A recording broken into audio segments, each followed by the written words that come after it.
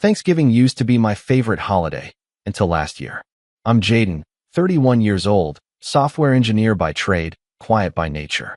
I've always been the kind of guy who's better at listening than speaking, better at solving problems than making small talk. I'm not flashy. I don't have the loudest laugh in the room. But I work hard, stay loyal to the people I care about, and I've always tried to keep the peace in my family, even when it meant swallowing things I probably shouldn't have.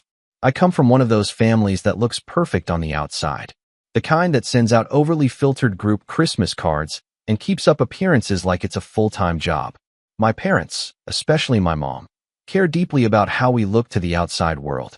She's the type to iron napkins for dinner parties and rearrange throw pillows before guests arrive like her life depends on it. My dad's more reserved, but just as complicit. He'll never stir the pot, but he'll back her silently on anything. Then there's my sister, Kayla. She's 29, works in marketing, and has always had the kind of charm that draws people in effortlessly. She's witty, funny, and makes every gathering feel like her stage. People love her, and she knows it. Growing up, she was the golden child to my quiet, dependable one. Kayla was the star, the one with the charisma, the life of every family get-together. I didn't mind it much when we were kids. I liked being in the background. But somewhere along the way, that dynamic hardened into something more toxic. Kayla wasn't just the favorite. She was entitled, and I was disposable. Over the years, the jabs started adding up. She'd tease me for being too serious or no fun. My mom would laugh and echo it. Lighten up, Jaden. They'd ask why I didn't bring a girlfriend around more, why I always sat so quietly during dinner, why I worked so much. Sometimes I'd get genuinely excited about something. A project, a trip I took, a hobby I'd picked up, and as soon as I started talking, they'd either change the subject or look at me like I'd started reciting tax code. But I kept going to these family gatherings because I told myself that's what you do. You show up. You keep the peace. You try. Even if you leave with your stomach knotted and your thoughts racing for hours afterward. This past Thanksgiving was supposed to be at my parents' house again. I'd RSVP'd weeks in advance. I even offered to bring a dessert from this little bakery I know they love. One of the few gestures I thought might go noticed for once. I showed up in a nice button-down, wine in one hand and a box of pastries in the other. The house was warm, the table was already set, and for a few minutes, it felt like maybe this year would be different. Then Kayla showed up. She swept in like she always does, laughing loudly, giving air kisses, dramatically dropping her coat on the arm of a chair. She looked great, as always, and within minutes she had everyone's attention. My mom was hanging on her every word while I sat quietly by the fireplace, sipping my drink and waiting for dinner to start. Kayla eventually made her way over to me, drink in hand, with that familiar smirk on her face. Jaden, she said, drawing out my name like a sitcom character greeting a neighbor. Still brooding in corners, huh? Haven't changed a bit. I gave her a small smile. Still making an entrance, I see. She laughed and clinked her glass against mine. Gotta keep things lively, right? I nodded, hoping that would be the end of it. But Kayla never stops when she thinks she's being funny. A few minutes later, as we all gathered around the living room to snack and chat before dinner, Kayla launched into one of her signature monologues about work drama. The room was laughing. My mom in particular was nearly in tears from how hard she was laughing. Then Kayla looked over at me, as if suddenly remembering I was there. Jaden, what about you? Still writing code in the dark or whatever it is you do? Any new apps that help people track how boring they are? The room chuckled politely. My dad even gave a rare half smile. I forced a grin and let it roll off me, even though it stung more than I wanted to admit. My mom chimed in. Kayla, be nice. You know Jaden's work is important. That pause before important was not lost on me. It never is. I stayed quiet through dinner. I listened. I passed plates. I cleared dishes. I laughed when it seemed appropriate. But the more they talked, the more I felt like a guest in my own family. Like I was there to fill a seat, not because anyone genuinely wanted me there. The final straw wasn't dramatic. It wasn't some explosive argument or broken dish. It was subtle, sharp in its simplicity. After dessert, my mom pulled me aside into the hallway, away from the others. She smiled that rehearsed, hostess smile she always wears when she's about to say something uncomfortable.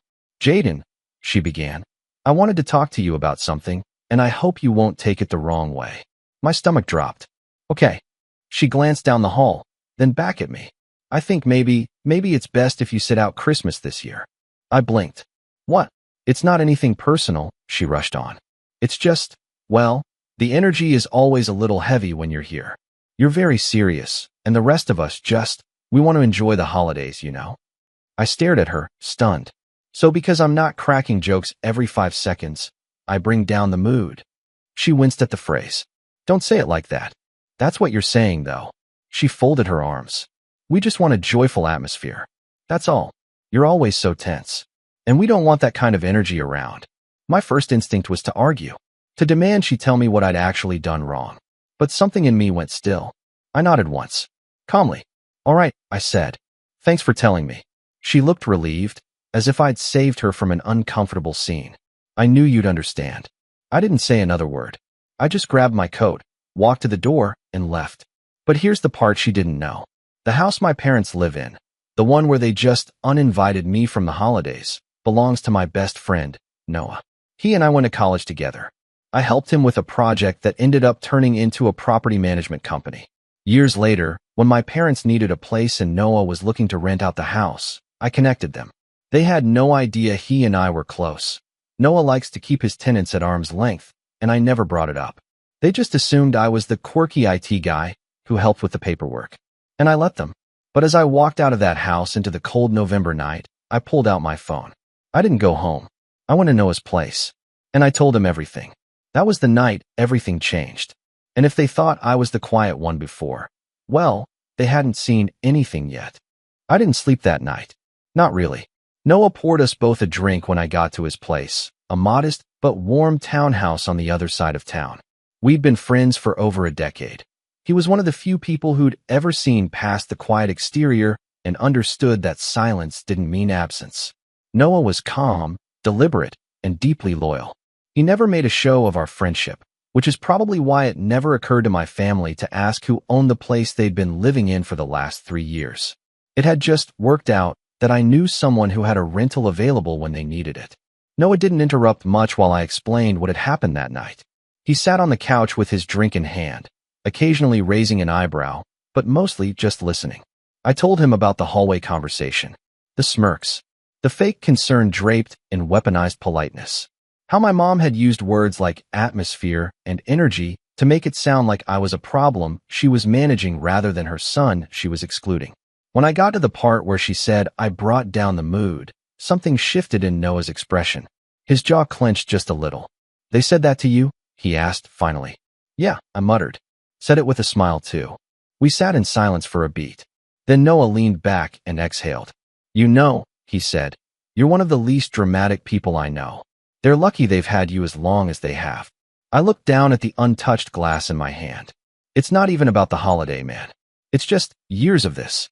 The way they make me feel like an outsider at every table. Like I should be grateful for crumbs of attention. Noah nodded slowly, thoughtful. Well, maybe it's time they learned what it feels like to be left out. I looked up, meeting his eyes. That was the first time the idea was spoken aloud. No threats. No big declaration of revenge. Just the spark of a decision. I didn't tell him to go through with anything that night. But something clicked into place. A quiet resolve that started to take shape as the hours passed. It was no longer just about being hurt. It was about everything leading up to this point. The years of subtle cuts, the casual dismissals, the one-sided effort. I'd been told to stay away, so I would. But they weren't going to enjoy it. I didn't return any texts the next day. Not that there were many. Just a quick, hope you got home safe from my dad that felt more like a formality than concern. My mom didn't reach out at all. Kayla posted a bunch of pictures on Instagram from the dinner, captioned, another amazing Thanksgiving with my faves. I wasn't in a single one. There was even a group shot at the dinner table. My chair had been filled by Kayla's new boyfriend, Jesse, who had apparently flown in last minute from LA and was now their new favorite person alive. That part stung more than I wanted to admit. A few days later, the group chat lit up with plans for Christmas. Kayla suggested a weekend getaway instead of a traditional dinner. Let's rent a cabin this year. Something festive and fun. Maybe a little bougie LOL. My mom immediately agreed, raving about fireplaces and snow and just family. My name was never mentioned. I watched the conversation unfold like a ghost scrolling through someone else's memories. I could have said something. I could have called them out. But I didn't, because I was already working on something else. I met with Noah again the following weekend. This time, it wasn't to vent. I want to terminate their lease, I said. Noah raised an eyebrow, but he didn't look surprised. You sure? They don't want me around? I said, keeping my voice even. Fine, but they don't get to have their cake and eat it too. They can make their cozy little group and pretend I'm the problem, but they can do it somewhere else. Noah nodded. It's legal. The lease renews month to month now, and they're outside of contract. I'll give the standard 30-day notice. Make it 72 hours, I said. He looked at me carefully. That's aggressive. They've been late on rent 3 times in the last year. That's breach enough, isn't it? Noah thought about it, then slowly nodded. Yeah, I have the documentation. If they push back, I've got cover. Then do it. I didn't watch them get the notice. I didn't want to, but I did ask Noah to forward me a copy of the email and printout just so I'd have it for my records. It was simple, professional, and direct. Due to multiple late payments, the tenancy was being terminated within 72 hours. The notice was posted to the front door and sent via email and text. Then I waited. The next 24 hours were radio silence. By hour 36, the messages started rolling in. First, it was my mom. Jaden, do you know anything about this notice on our door? It says we're being evicted. Then my dad. Is this some kind of mistake? Kayla chimed in through a separate message. WTF is going on? Why are we being kicked out? I didn't answer. I wanted them to feel it. The confusion. The panic. The realization that something was happening they couldn't control with charm or guilt or polite condescension. They tried Noah next, of course. He didn't answer. He simply referred them to the written notice and reminded them of the late rent payments. By day 3, the calls started. My mom left voicemails that sounded more and more frantic. Jaden, honey, I don't know what's going on. Can you please call me? We need to talk. We're trying to pack, but we have nowhere to go. Can you talk to your friend? Maybe ask him to reconsider. Jaden, this is serious. You can't just ignore us. That last part made me laugh bitterly. Can't ignore them? I'd been ignored for years. They just never thought I'd do the same. But the true breaking point, the moment that confirmed I'd made the right decision, came 2 days after they'd officially moved out. I got a call from Kayla. I almost didn't answer, but some part of me wanted to hear what she'd say. Jaden, she started, breathless. I'm not going to lie. I'm furious with you. You could have told us. You could have warned us. But no, you let us get blindsided. Mom's been crying for days. Dad's sleeping on an air mattress at Uncle Mike's because all his stuff is in storage. Do you realize what you've done? I do, I said calmly. I gave you exactly what you asked for. She scoffed. We didn't ask for this. You asked me to leave. To stop showing up. To stop bringing down your precious mood. Well, I did. Permanently. There was a pause. Then her voice lowered. It wasn't that serious, Jaden. It was just a misunderstanding. Mom was trying to help. No, I said. She was trying to exclude me quietly so she wouldn't feel guilty. You all were. Okay, even if that's true, this is over the line. You just wanted to hurt us. No, I replied. I wanted you to understand how it feels to be treated like you don't belong. Like you're a problem to manage. A shadow in the background. Her voice wavered then. Just for a second. Well, she said bitterly, congrats. You got what you wanted. We're out. Homeless. You win. And then she hung up. But that wasn't the end. Because 2 days later, I got another call. This time, from my mother. And what she said would change everything. I let my mom's call go to voicemail. Not because I didn't want to hear what she had to say, but because I needed to hear it on my terms.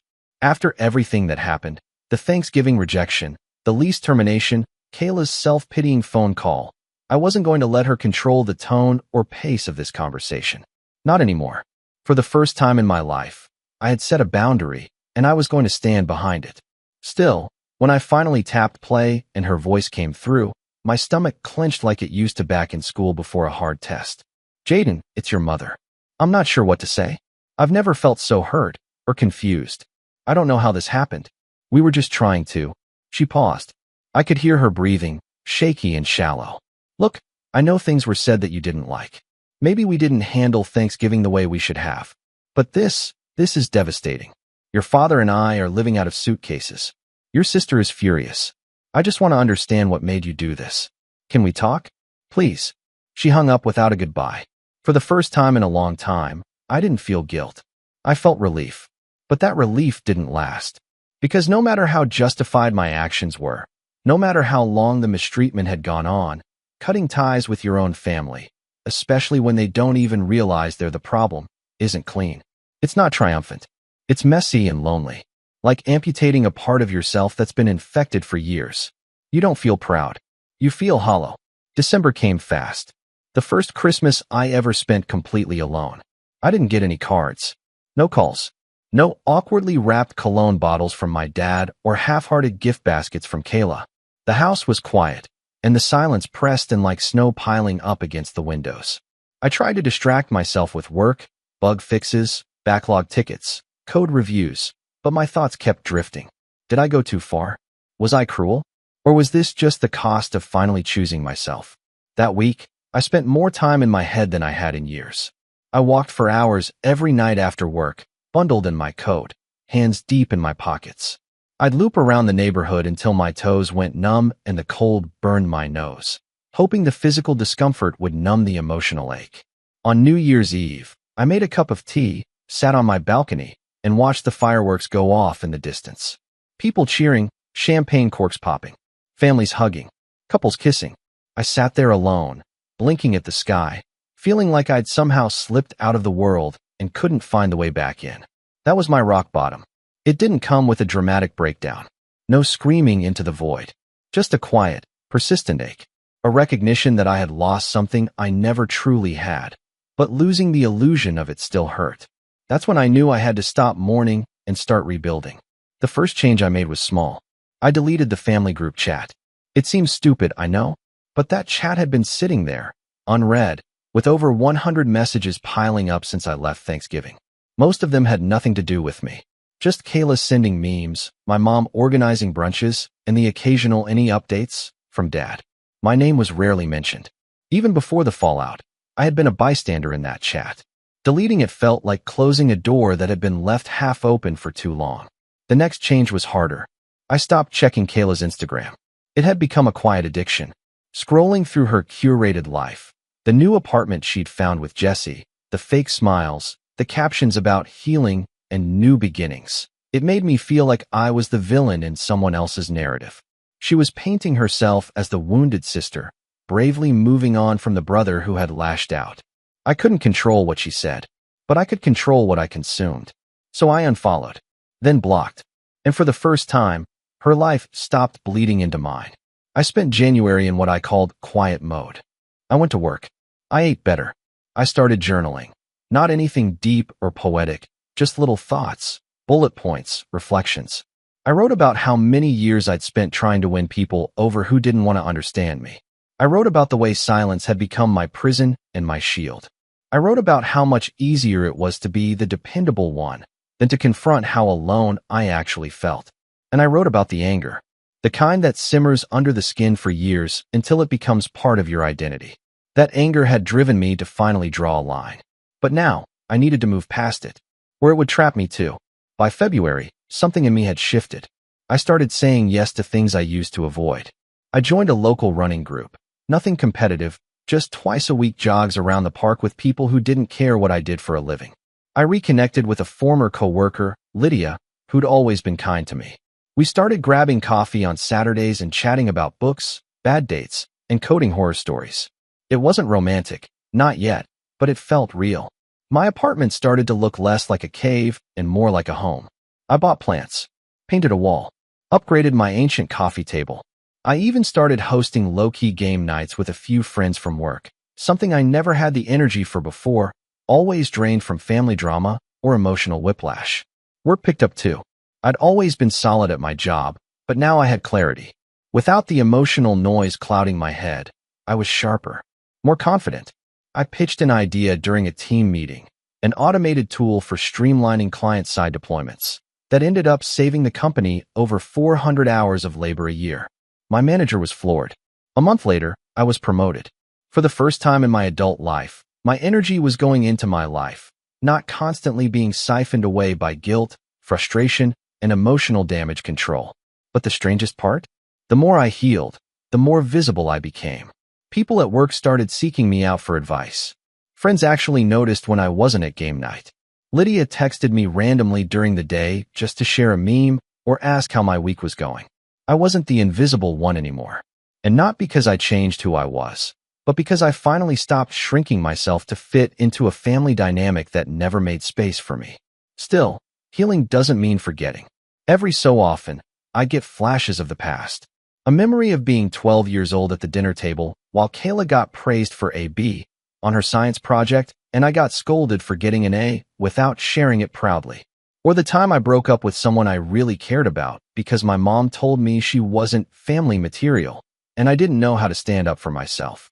Or the holidays I spent smiling while they talked over me like I was a lamp in the corner.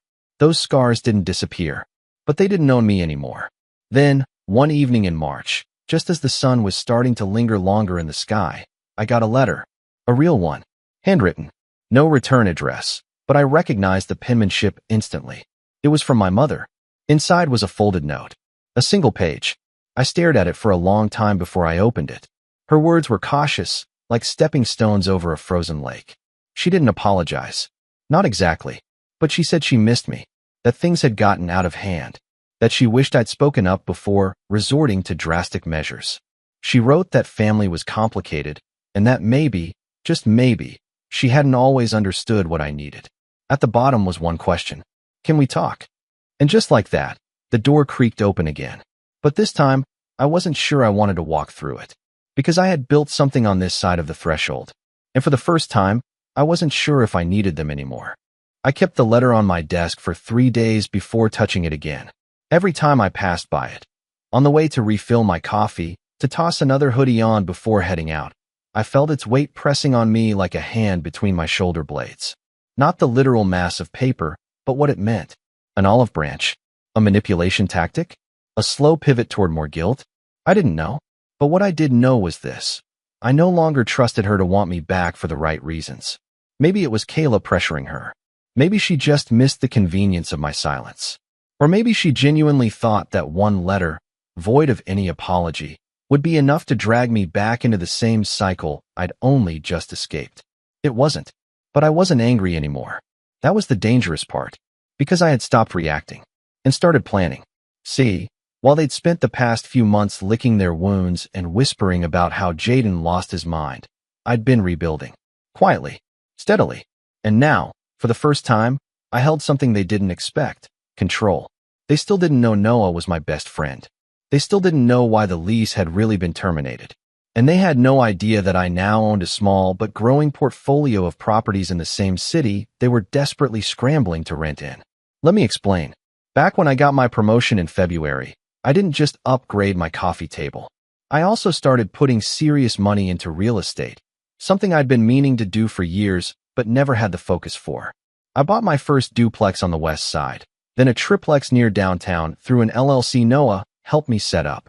Noah and I had been talking about expanding his management company, and he offered to help me get started. He'd handle tenants and paperwork. I'd supply the capital and digital tools. By the time April rolled around, I had stakes in 4 properties across the city, one of which, unbeknownst to my family, was the exact building Kayla was currently applying to move into. Let me backtrack.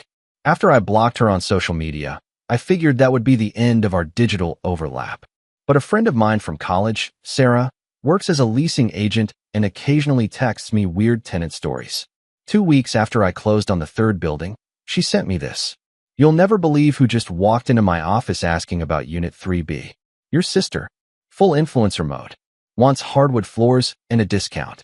I stared at my phone for a second. Kayla had no idea I owned that building. To her, it was just another upscale but affordable listing in a hot area with good lighting for Instagram photos. I told Sarah to act normal. Run the credit. Take the application. But send it to me for review. She laughed. You sure? Positive, I said. This is perfect. So now, I had a choice. I could deny her outright and let her spiral again. Or, I could approve her. Let her get comfortable. Let her believe she'd moved on, gotten her fresh start. Let her settle in, and then tighten the screws, one policy at a time. But I didn't rush it. Because the best revenge is never rushed. I wanted everything in place first. That's when I began my real work. First, I sat down with Noah and explained the entire situation. Not just the Thanksgiving disaster, but years of built-up resentment. The way my family used charm like a blade and guilt like a leash. How they had taught me to shrink myself to fit into their narrative, and how I'd finally outgrown it. Noah listened, nodded, and poured me a drink. "You want support," he said. "You've got it. What's the plan?" I took a breath. "I want to pull the thread," I said. "Not just at Kayla, but at the whole web. My parents are still pretending this was a misunderstanding. I want to show them it wasn't. I want them to see how far I've come and what it costs to ignore someone like me." Noah raised his glass. "To inconvenient sons," he said, and we clinked. Next, I began collecting receipts. Not literal receipts, though there were plenty of those too, but moments, patterns, proof. I dug through old emails, family group messages, the ones I hadn't deleted, even voice recordings I'd made during therapy sessions where I'd vented about family dynamics. This wasn't for legal reasons. It was for clarity. I needed to remember why I was doing this, to keep my resolve from softening under the weight of nostalgia. Then came the trickier part. I reached out to my cousin Devin. Devin was one of the only extended family members who ever really saw what I went through. He'd been at countless holidays, watched Kayla steal the spotlight, watched my parents brush me aside like I was just moody. We weren't close growing up, but he'd always given me a nod of understanding, like he got it, even if he couldn't say anything. He answered on the second ring. "Jaden, hey man, got a minute? For you? Always. What's up?" "I need a favor." I told him the gist, leaving out the real estate angle, just saying I wanted to quietly show Kayla and my parents that I wasn't the invisible kid anymore, that I'd built something, that I wasn't afraid to play the game on my terms. Devin chuckled. "You finally gonna let the beast out?" "Not all the way," I said. "Just enough to rattle the cage." He agreed to help. Nothing dramatic, just some light nudging in the right ears. A comment here, a photo there. He dropped a few remarks into the family Facebook group. Like, "Crazy how well Jaden's doing. Didn't he buy like-for properties recently?" And, "I heard Kayla's new apartment is owned by someone she knows." Small world, huh? He was subtle enough to spark curiosity, but not enough to draw a straight line. That's when the cracks began to show. A week later, I got a text from my dad. "Hey, you busy? Heard you've been investing a lot lately. Proud of you. Want to catch up?" It was the first "proud of you" I'd heard from him in years, maybe. I stared at the screen, debating whether to reply. But I didn't. Not yet. I needed him to sit in that uncertainty. Let it stew. Let him wonder how he could have been so unaware of his own son's evolution. Meanwhile, Kayla moved into Unit 3B. Sarah kept me updated. "She's already trying to get me to waive the pet deposit," she texted. "Says her dog's an emotional support animal." I rolled my eyes. Let her file the paperwork. No exceptions. Kayla was used to charm getting her out of rules. But not in my building. Not under my policies. By the second week, she was asking for upgraded blinds and calling the handyman twice a day. I approved the maintenance, but with response windows of 72 hours, not instant. Standard policy. Nothing cruel. Just enough to bother her. Enough to chip away at the illusion of control. Then came the cabin plan. I got an email from my mother. A PDF invite to Christmas Cabin 2.0, complete with stock photos of snow-covered pine trees and a schedule of cocoa hours, gift exchanges, and movie nights. At the bottom, in bold font, "We'd love for you to join us this year, Jaden. Let's leave the past in the past." It would have been hilarious if it wasn't so transparently manipulative. They wanted the photo op, the redemption arc, the story they could tell their friends. We had a rough patch, but everything's fine now. They wanted me to forgive and forget, but only in a way that served their narrative. I closed the PDF without responding. Instead, I called Noah. "Is Unit 2A still empty?" "Yeah." "What?" "I want to stage something." He laughed. "Elaborate." And I did. I told him my plan for a holiday open house. Nothing massive, just a small December event for tenants and friends. Free cider, some catered food, soft music. But with one key feature. A photo gallery in the hallway of success stories. New homeowners, tenant spotlights, and one featured owner's story, mine. We'd hang framed photos. A mini timeline. Show what I'd built. Not to brag, but to document. And I'd make sure Devin brought everyone he could from the family. Because if they were going to paint me as the problem, I was going to show them just how dangerous it was to underestimate the quiet one. I wasn't just back. I was in charge now. And the final piece of the plan? Well, that involved a little document sitting on my desk, Kayla's lease renewal. Because in 30 days, she'd be getting an updated version with a few key changes. And I couldn't wait to see her reaction. I timed the lease renewal notice to hit her inbox the day after the cabin invite went out. It was a chilly Friday morning in December. The kind where the frost hugs your windows and the sun is just a suggestion behind thick clouds. I was sitting in my office with a cup of black coffee, watching the email tracker. At 9:17 a.m., Kayla opened the renewal. At 9:18, she called the office. Sarah let it ring twice, then answered with the chipper professionalism she was famous for. Yes. Hi. This is Sarah with Lakeside Properties. How can I help you? I had the call patched through. With Kayla's consent on file, we were allowed to record tenant inquiries for quality purposes. I wasn't breaking any laws, just keeping receipts. Hi, this is Kayla Daniels. I just received the lease renewal for Unit 3B and, sorry, this must be a mistake. My rent's going up by 15%. That's illegal, right? Sarah kept her tone neutral. Actually, since your lease is ending and the unit is now month to month, we are within our legal rights to increase the rent with 30 days notice. It's part of the terms you signed when you moved in. Kayla stammered. Okay, but I've been a great tenant. I haven't caused any issues, and you haven't even fixed the blinds I requested 2 weeks ago. The blinds were addressed within our 72-hour maintenance window, Sarah replied. And your request for an expedited timeline was denied, as it wasn't an emergency. I nearly laughed out loud. Okay, Kayla snapped. Then I'd like to speak to whoever owns this place. I want to escalate this. Sarah didn't skip a beat. That would be Mr. Jaden Daniels. You can reach him at the number listed in your lease agreement.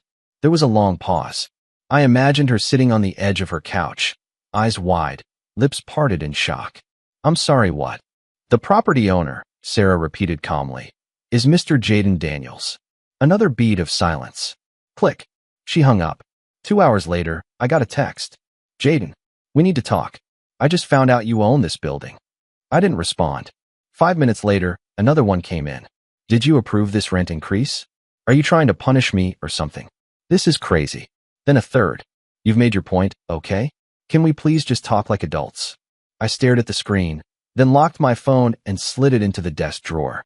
That was all the confirmation I needed. Let her sit with it. The open house came 2 days later. We kept it cozy, low lighting, soft jazz, warm cider, catered finger foods from a local spot.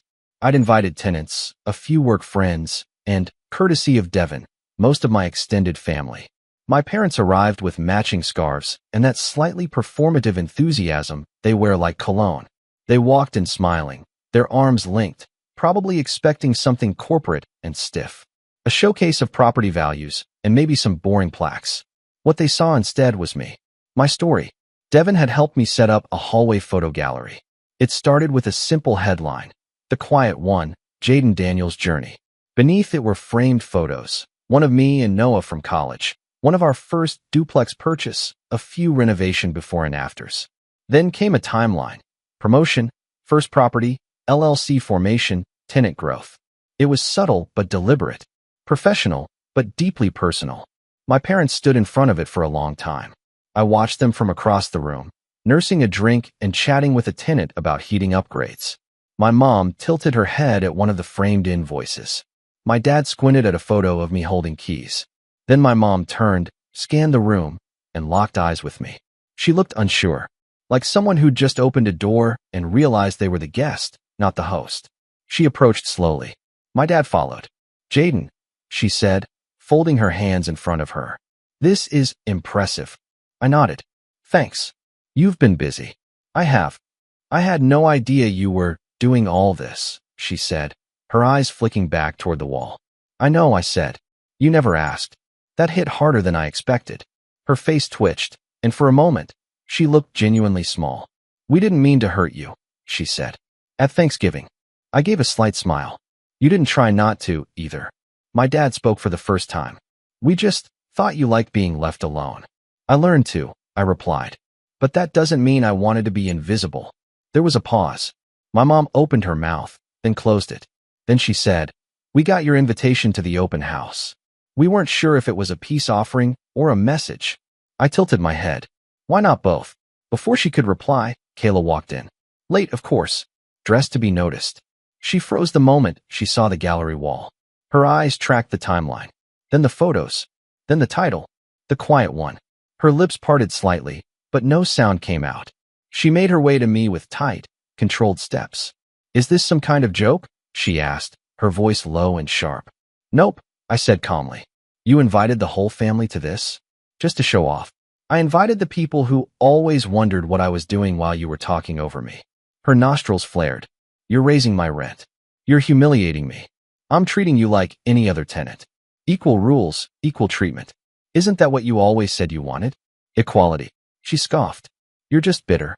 This whole thing, it's a revenge fantasy." I smiled, slow and deliberate. "No, Kayla. This is closure." Her face twisted. She looked at our parents, who said nothing. My mom looked down. My dad rubbed the back of his neck. Kayla stormed out. I let her go. Later that night, Devin came up beside me with a cup of cider. "Think she'll move out?" "Maybe," I said. "Or maybe she'll stay and learn what it means to have a landlord who doesn't bend." He chuckled. "Well, if this was chess, you just played a flawless endgame." I nodded, watching the last guests trickle out. "I didn't need to destroy them," I said. "I just needed them to see me." And for the first time in my life, they finally had. As the lights dimmed and the hallway emptied, I walked past the gallery one last time, eyes tracing the photos from start to finish. A quiet smile pulled at my lips. They told me I brought down the mood. So I rewrote the whole story. And now, I own the house.